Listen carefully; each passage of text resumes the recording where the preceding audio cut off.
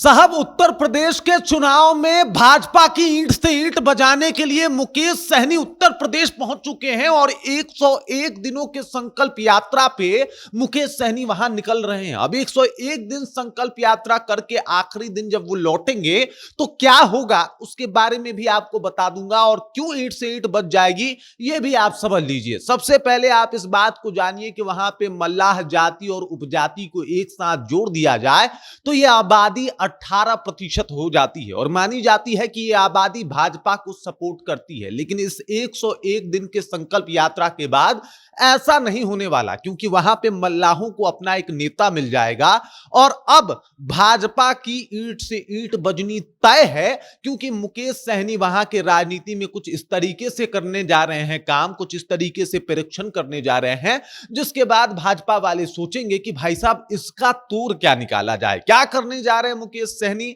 ये 101 दिनों का संकल्प यात्रा क्या है? इस 101 दिनों के संकल्प यात्रा में आखिरकार ऐसा क्या होगा जिससे पूरा मल्लाह समाज एक हो जाएगा?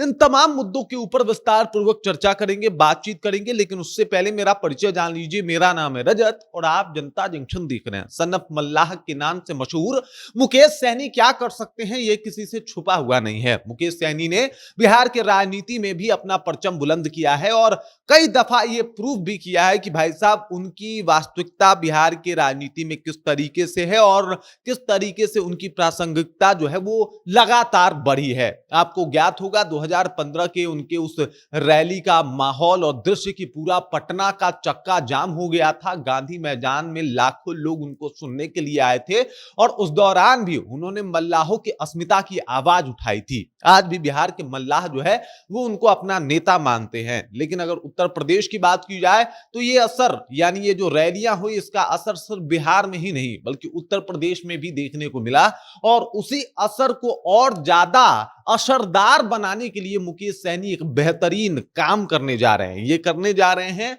101 दिनों का संकल्प यात्रा।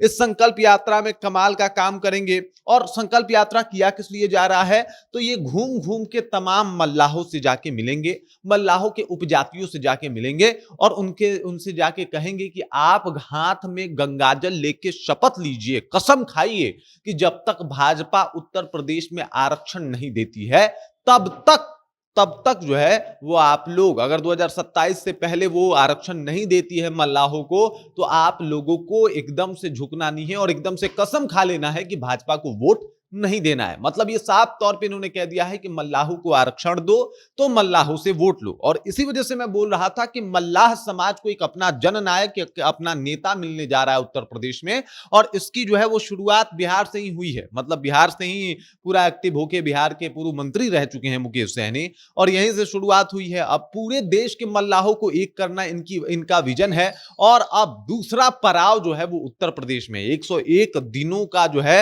ये इनका संकल्प यात्रा, जो कि 25 जुलाई से उत्तर प्रदेश में जो है वो निकलेगी और कई जनपदों को छूते हुए हर एक मल्लाहों को जो है ये टच करेंगे। अब इसका असर क्या होगा?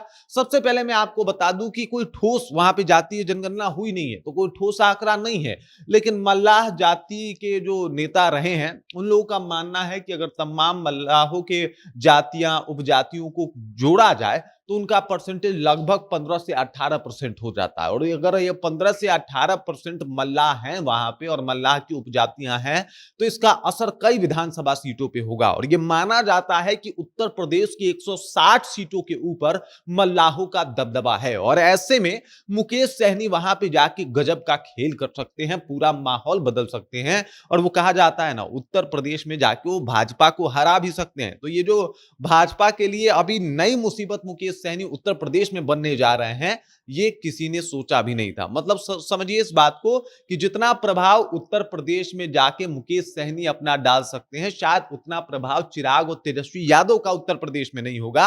और इससे आप अंदाजा लगा सकते हैं कि उत्तर प्रदेश में क्या कुछ कर सकते हैं मुकेश सहनी। अगर यूपी की बात की जाए तो बिहार में हाँ इन लोगों के पास वोट बैंक जो है वो ज्यादा हो सकता है, लेकिन उत्तर प्रदेश में मुकेश सहनी को ये लोग टक्कर नहीं दे सकते। और यही बात है जो मुकेश सहनी बार बार कह रहे हैं कि अब मल्लाहों का आरक्षण होगा और अगर मल्लाहों को आरक्षण नहीं मिला तो हम लोग जो है वो इस बार भाजपा को वोट नहीं देने वाले।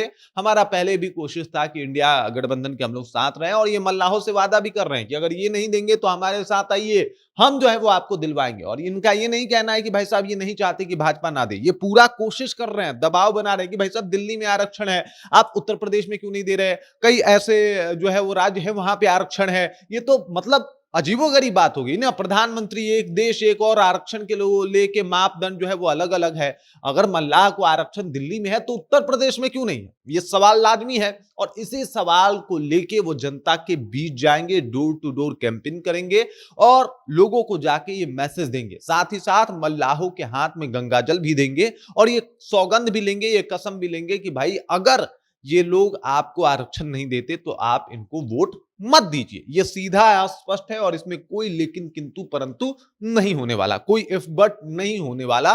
और इसीलिए मैं बोल रहा था कि भाई साहब प्रभाव ज्यादा है और अगर ये प्रभाव उत्तर प्रदेश के चुनाव में पड़ा तो 160 सीट जहां पे मल्लाहों का दबदबा है, वो 160 सीट एनडीए को मतलब वहां पे बड़ा झटका लग सकता है और ऐसे में इंडिया गठबंधन वहां पे लीड कर सकती है और वहां से चुनाव हार सकते हैं, योगी आदित्यनाथ हार सकते हैं, ऐसा माहौल बना सकते हैं मुकेश सैनी। तो अब भाजपा के पास दो ही विकल्प है, करो या मरो, या तो आरक्षण दो या फिर टाइम टाइम फिस। मुकेश सैनी निकल रहे हैं और 101 दिन बाद ये एकदम मतलब फिक्स्ड हो चुका है कि जब 101 दिन समाप्त होगा तो शायद चीजें बहुत ज्यादा बदल जाएगी। 6 महीने का अल्टीमेटम भी दे दिया है कि 6 महीने का वक्त है भाजपा के पास, अगर वो इन 6 महीनों में ये काम नहीं करते हैं तो भाई साहब अपने परिणाम को भुगतने के लिए तैयार हो जाएं। बाकी इस खबर, इस जानकारी को लेकर आप क्या सोचते हैं, आपके जहन में क्या कुछ चल रहा है, ये भी कमेंट करके अपना विचार जो हम तक पहुंचा दीजिए। बाकी आप देख रहे हैं जनता जंक्शन और मेरा नाम रजत है।